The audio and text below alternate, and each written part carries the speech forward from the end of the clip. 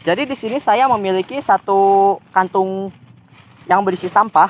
Jadi di sini itu ada beberapa macam seperti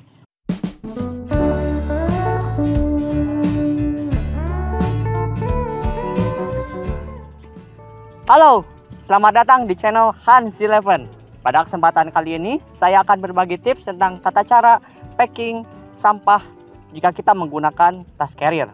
Mengapa saya membuat video ini? Karena jika kita melakukan suatu pendakian atau melakukan perjalanan panjang dan ditemukan bahwa tidak adanya tempat sampah di selama perjalanan, maka kita harus kembali membawa sampah tersebut kembali. Oke, kita langsung saja ke pembahasannya. Jadi di sini saya memiliki satu kantung yang berisi sampah.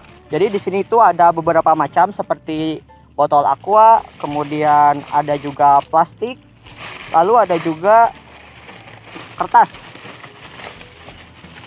seperti ini. Lalu langkah yang pertama yang harus kita lakukan adalah memisahkan botol air mineral dengan sampah yang lainnya. Mengapa kita harus memisahkannya? Karena jika kita memasukkan botol air mineral ini ke dalam kresek sampah ataupun trash bag, maka dia akan menghabiskan space yang cukup banyak di dalam trash bag kita ataupun kresek sampah. Maka dari itu kita perlu mempresnya untuk menjadi lebih kecil. Dan caranya itu adalah yang pertama kita harus membuka botolnya terlebih dahulu seperti ini. Kemudian setelah kita buka botol air mineral ini, kita bagi menjadi dua.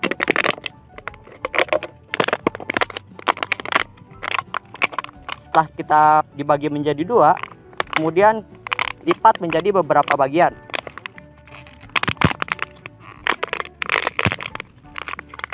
Seperti ini.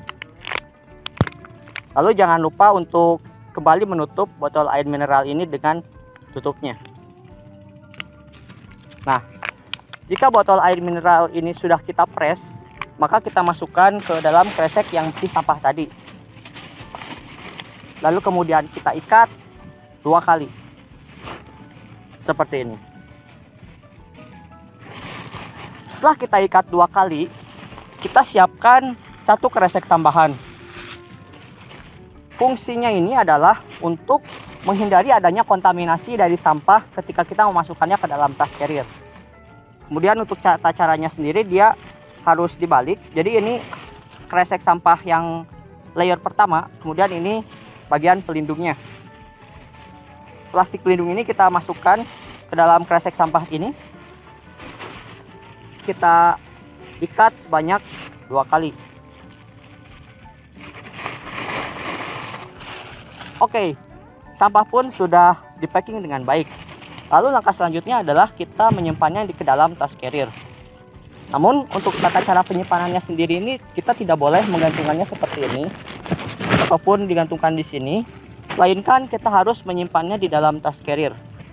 Tepatnya itu adalah di bagian atas ini.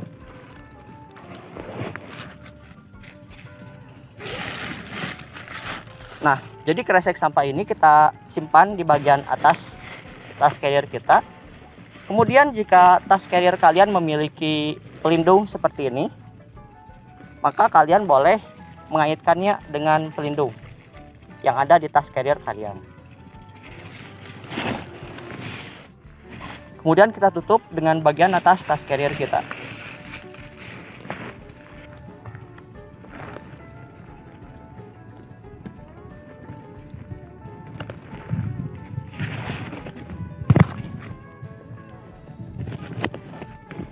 Dan tara, hasilnya terlihat lebih rapih dan profesional, bukan?